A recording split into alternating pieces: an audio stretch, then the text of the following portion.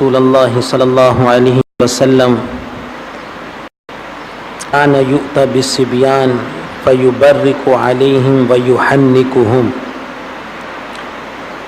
عن اسماء بنت ابي بکر رضی اللہ تعالی عنہا انها حملت بعبد الله بن زبير بمكة قالت فولدت بقباء ثم اتيت به رسول الله صلى الله عليه وسلم فوضعته في حجره ثم دعا بتمرة فمضغها ثم تفل في فيه ثم حنكه ثم دعا له وبرك عليه وكان أول مولود ولد في الإسلام أو كما قال رسول الله صلى الله عليه وسلم.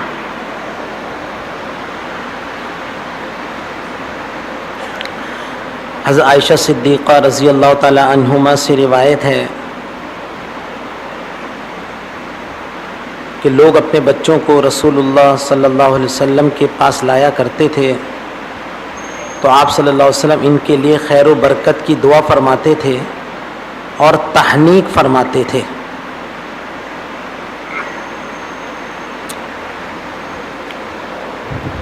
بچے کی پیدائش پر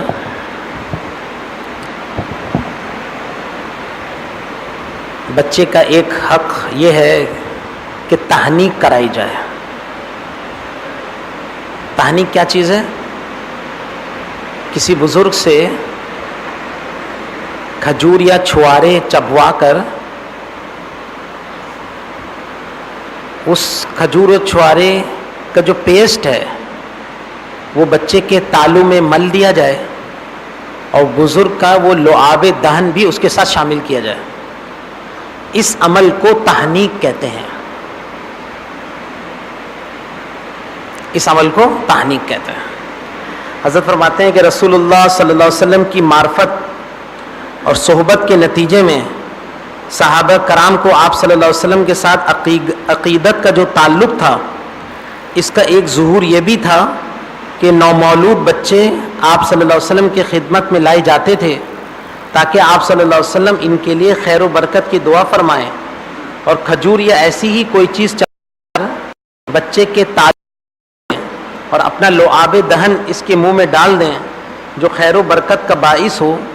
اس عمل کو تحنیک کہتے ہیں. اگلی روایت ہے حضرت اسماء بنت ابی بکر رضی اللہ عنہما سے روایت ہے کہ وہ ہجرت سے پہلے مکے میں حمل سے تھیں. جب ہجرت کر کے مدینہ آئیں تو قبا میں ان کی ولادت ہوئی اور عبداللہ بن زبیر پیدا ہوئے. کہتی ہیں کہ میں بچے کو لے کر رسول اللہ صلی اللہ علیہ وسلم کی خدمت میں حاضر ہوئی اور میں نے اس کو آپ صلی اللہ علیہ وسلم کی گود میں رکھ دیا. آپ صلی اللہ علیہ وسلم نے چھوارا منگوایا اور اس کو چبایا, پھر اپنے لعاب دہن اس کے منہ میں ڈالا اور پھر اس کے تالو پر ملا, پھر اس کے لیے دعا کی اور برکت سے نوازا. اور یہ اسلام میں پہلا بچہ تھا جو ہجرت کے بعد ایک مہاجر کے گھر پیدا ہوا. صحیح بخاری کی اس حدیث میں ایک روایت میں یہ اضافہ بھی ہے کہ حضرت عبداللہ بن زبیر رضی اللہ تعالی عنہ کے پیدا ہونے سے مسلمانوں کو خاص کر اس لیے بہت زیادہ خوشی ہوئی تھی کہ یہ بات مشہور ہو گئی تھی کہ یہودیوں نے مسلمانوں پر ایسا جادو کر دیا ہے کہ ان کے بچے پیدا ہی نہ ہوں گے. عبداللہ بن زبیر رضی اللہ تعالی عنہ کی پیدائش نے اس کو غلط ثابت کر دیا اور مسلمانوں کے جو دشمن یہ جادو والی بات مشہور کر رہے تھے وہ ذلیل ہوئے. کتب حدیث میں تحنیک کے بہت سے واقعات مروی ہیں. ان سے معلوم ہوا کہ جب کسی گھرانے میں بچہ پیدا ہو تو چاہیے کہ اللہ کے کسی مقبول اور صالح بندے کے پاس اس کو لے جائیں اور اس کے لیے خیر و برکت کی دعا بھی کرائیں اور تحنیک بھی کرائیں. یہ ان سنتوں میں سے ہے جن کا رواج بہت ہی کم رہ گیا ہے. بچے کی پیدائش پر بچے کے کان میں اذان اور اقامت کہنے کا رواج تو ہے لیکن تحنیک کا رواج نہیں ہے. بچے کی پیدائش پر کسی بزرگ کے سے کھجور چبوا کر اور اس کے لعاب کو اس میں شامل کر کے بچے کو چٹانے کا رواج ہمارے یہاں بالکل ختم ہے. حالانکہ یہ جس طرح اذان کے اور اقامت کے کلمات سے بچے میں ایمان کی مضبوطی اور آخرت کی فکر پیوست ہوگی، اسی طرح اس تحنیک کے عمل سے بچے کے اندر بزرگی آئے گی. اس بزرگ کی خیر و برکت آئے گی، اس بزرگ کے اثرات آئیں گے، بچے کے نیک بنانے کی یہ کوشش ہے، بچے کے نیک بننے کی امید ہوگی، بچے کے نیک بننے کی امید ہوگی۔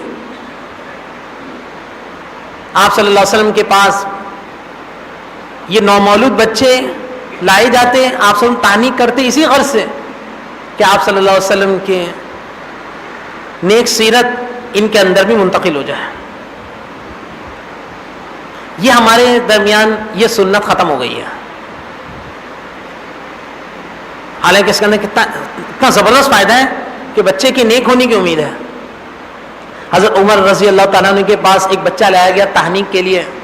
حضرت عمر رضی اللہ تعالیٰ عنہ نے تحنیک میں کیا الفاظ کہے، تحنیک کرنے والے کے لیے یہ نیت ضروری ہے کہ وہ یہ نیت کرے۔ انہوں نے نیت کیا، اے اللہ میرے اندر جو نیک صفات ہیں اس بچے کے اندر منتقل،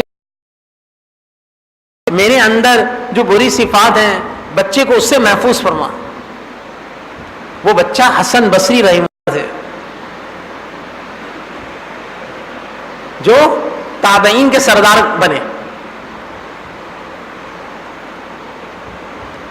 تو تحنیک کسی بزرگ سے، کسی اللہ والے سے کرانا چاہیے۔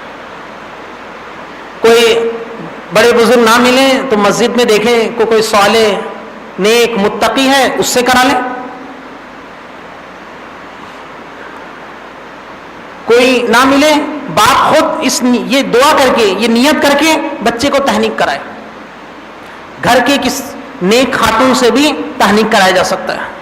یہ عمل ضرور کرائیں تاکہ بچے کے اندر بزرگی آئے، نیک بنے بچہ۔ تحنیک کے دنیاوی فوائد بھی ہیں۔ علماء نے لکھا ہے کہ جب بچے کو کے تالو میں اس کو ملا جائے، ہاں اس بات کا خیال رکھیں کہ کھجور جو ہے وہ اس کے ٹکڑے نے بچے کے منہ میں نہیں ڈالنا، وہ تو اس کو چبا ہی نہیں سکتا، بلکہ کھجور کو چبا کر اس کا جو پیسٹ بنے وہ تالو میں ملنا ہے، لعاب تحنیک کرنے والے کے لعاب کے ساتھ، تاکہ بچہ اس کو چوسے۔ علماء نے لکھا ہے کہ اس کے دنیاوی فوائد بھی ہیں کہ بچے کے اس کے چوسنے سے اس کے دماغ کے عضلات اور بدن کے اعصاب بیدار ہو جائیں گے، اس کے جسم میں ایک حرکت پیدا ہو جائے گی، اور وہ بچہ جب اس کو چوسنے لگے گا تو اس کے اس چوسنے کے عمل سے اس کے ماں کے دودھ کا چوسنا بھی آسان ہو جائے گا۔ اور کھجور میں چونکہ بہت غذائیت ہے اور بچوں کو اس وقت اس غذا کی ضرورت ہے، اس وجہ سے بھی یہ کھجور کا لعاب اس کو چٹوایا جا رہا ہے۔ دین میں تو فائدہ ہی فائدہ ہے، دینی فائدہ بھی ہے، دنیاوی فائدہ بھی ہے۔ کمی ہمارے اندر ہے کہ ہم اس پر عمل نہیں کرتے۔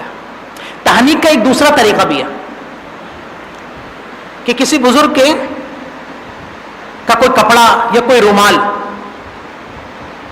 اس کپڑے سے بچے کا چھوٹا سا کپڑا سلوا لیا جائے اور بچے کی پیدائش پر وہ کپڑا پہنا دیا جائے اس بچے کو سب سے پہلے، تاکہ اس بزرگ کی برکات بچے کے اندر منتقل ہو۔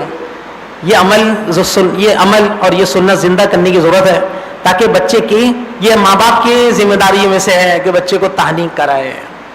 ماں باپ کی تحنیک کرانے میں کوتاہی، یہ سنت کو چھوڑنا ہوگا، بچے کے حق کو ادا نہ کرنا ہوگا۔ اللہ پاک اس حق کی ادائیگی کی توفیق نصیب فرمائے۔ وآخر دعوانا ان الحمد للہ رب العالمین۔